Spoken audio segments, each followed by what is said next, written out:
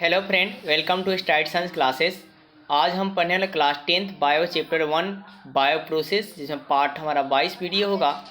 आज का जो हमारा टॉपिक है वाइट ब्लड सेल, मतलब श्वेत रक्त कणिका क्या होती है। दोस्तों, आपका है क्या, अगर आपको क्लास 10 के साथ ही कंपटीशन एग्जामों की तैयारी करना है तो इस चैनल को आप सब्सक्राइब कर लें।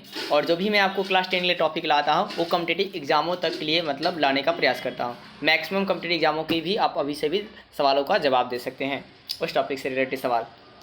तो चलिए दोस्तों, देर नहीं करते हुए हम अपने टॉपिक पे आते हैं।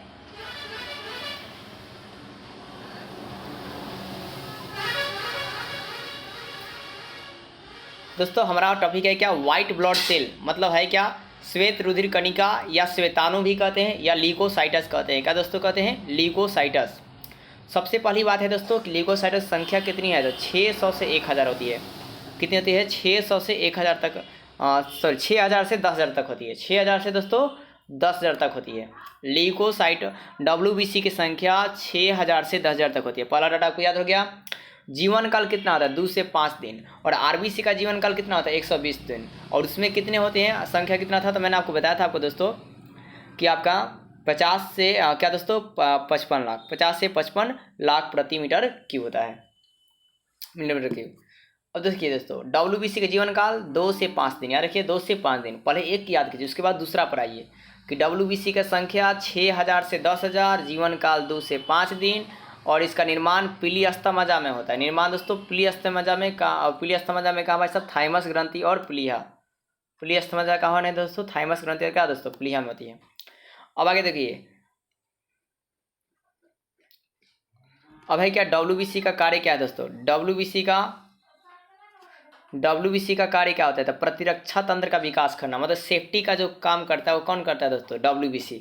एवं एंटीबॉडी बनाना। क्या करना दोस्तों? मतलब रोगाणुओं से लड़ने के लिए एंटीबॉडी क्या करना? बनाना। कौन बनाता है दोस्तों? तो WBC बनाता है। सवाल पूछेगा निम्नलिखित में कौन सा एंटीबॉडी बनाता है? तो WBC बनाते हैं।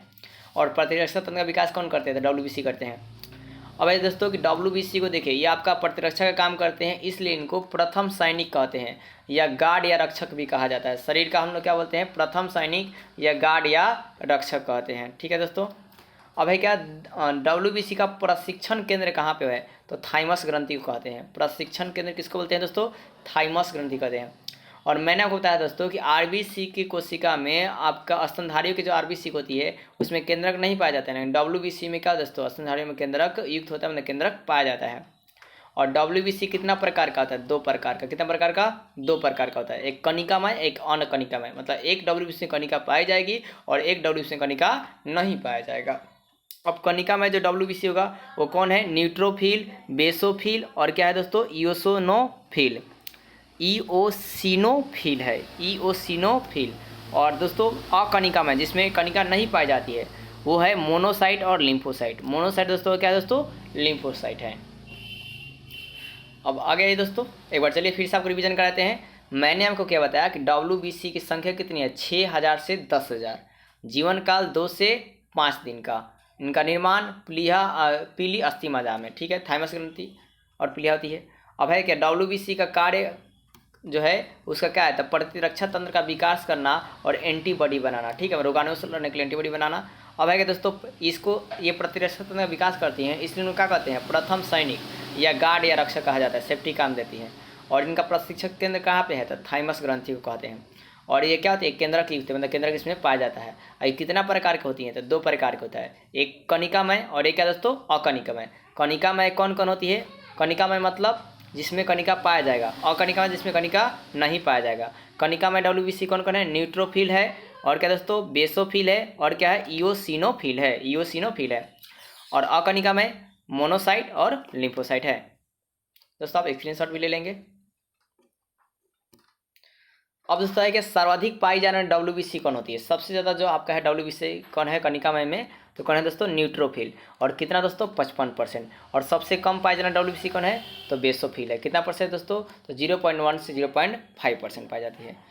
अब है दोस्तों सबसे बड़ी WBC किसको बोलते हैं? तो मोनोसाइट को। किसको बोलते हो? मोनोसाइट को। और सबसे छोटी WBC पूछेगा तो लिम्फोसाइट। सबसे बड़ी मोनोसाइट और सबसे छोटी लिम्फोसाइट। सबसे बड़ी WBC मोनोसाइट, सबसे छोटी लिम्फोसाइट।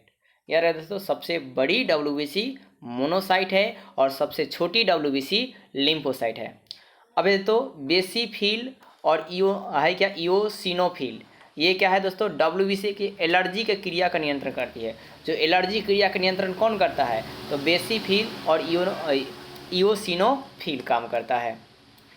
अब तो एंटीबॉडी कौन बनाता है, तो लिम्फोसाइट WBC क्या करता है, एंटीबॉडी बनाता है। तो पूछा जाएगा कि एंटीबॉडी कौन बनाता है, तो WBC बनाता है। WBC में कौन बनाता है, तो लिम्फोसाइट WBC बनाता है।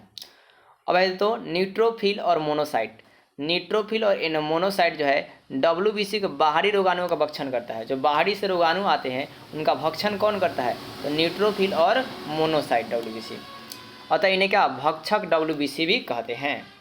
बाहरी रोगाणुओं को कौन मारता है, न्यूट्रोफिल और मोनोसाइट WBC, इसलिए इन्हें क्या बोलते हैं, भक्षण WBC कहते हैं। अब नेक्स्ट पॉइंट है दोस्तों, न्यूट्रोफिल को माइक्रो पुलिस कहते हैं, मतलब छोटा पुलिस कहते हैं, छोटा पहरादार कहते हैं। और मोनोसाइट को क्या कहते हैं दोस्तों, मैक्रो पुलिस कहते हैं, मतलब बड़ा पुलिस कहते हैं, मैक्रो पुलिसमैन कहते हैं। अब दोस्तों क्या ठोस के रूप में रोगाणुओं का भक्षण कौन करता है, तो फेगोसाइट कौन करता है दोस्तों, फेगोसाइट करता है। और तरल के रूप में कौन करता है, तो पिनोसाइट। ठोस के रूप में रोगाणु का भक्षण कौन करेगा, पेगोसाइट, और तरल के रूप में दोस्तों पिनोसाइट। अब है दोस्तों नेक्स्ट पॉइंट, मोनोसाइट WBC का अधिकता के कारण क्या होता है, तो कैंसर या ल्यूकेमिया रोग होता है। अगर मोनोसाइट WBC की मात्रा बढ़ जाएगा तो कौन सा होगा, कैंसर या ल्यूकेमिया बीमारी। मोनोसाइट WBC की मात्रा बढ़ जाएगी तो कैंसर या दोस्तों क्या होगा, ल्यूकेमिया बीमारी होगा। और कैंसर दोस्तों है ना, कैंसर के इलाज याद रखिएगा, कैंसर के इलाज में किस समस्थानिक का उपयोग करते हैं, तो कोबाल्ट 60 का उपयोग किया जाता है। ठीक है दोस्तों।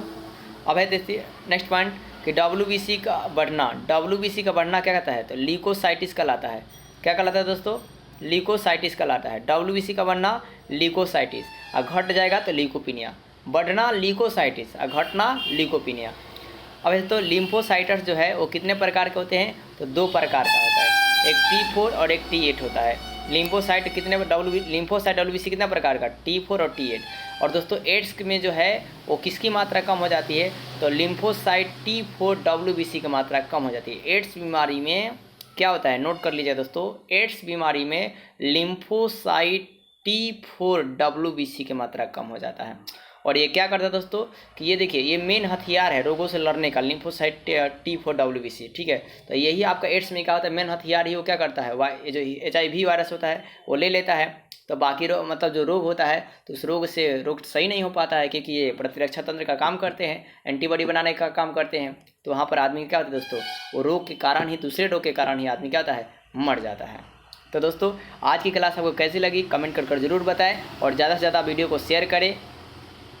और साथ ही आप अपने मित्रों से कम 1 मित्र जो है 2 आदमियों से शेयर कराने का प्रयास करें, और बोलें कि और उसे लाइक और वीडियो को सब्सक्राइब भी करें।